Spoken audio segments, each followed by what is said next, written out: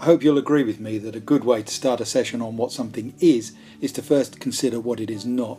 This is especially true when we're talking about something that is shackled a little bit with myth and confusion, and I think differentiation really falls into that category. So I have a few suggestions about what it is not, and then we'll go on to what it is. So first and foremost, it's not individualized learning.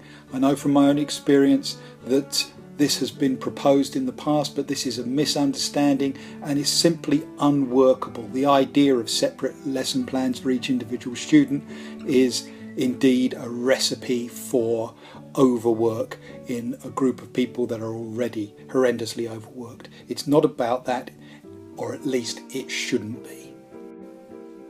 Another thing that's often said is it's a recipe for chaos, but diversity within our instruction doesn't necessarily mean that. I know we all worry from time to time about behaviour, but one size fits all, delivery from the front, giving us control, is the very antithesis of differentiated instruction and actually can lead to an exacerbation of behaviour issues. It's also not about those that sit outside the norm at the centre of the bell curve. It's not just for high achievers, it's not just for strugglers, it's not just for those with disabilities or learning difficulties, but for all students. Oh, I've given away one of the things that it is there.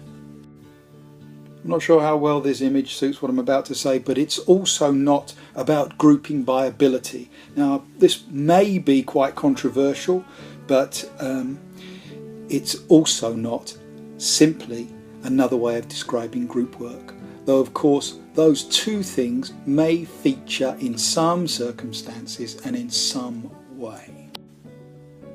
Finally, and maybe I should have put this at the beginning, it is not new. It does suffer from an image problem, I think, but you never know, maybe next year differentiation will be there on the pyramid stage at Glastonbury, getting the accolade and plaudits that it deserves. In many ways, differentiation really does define what good teaching is. Thank you for listening.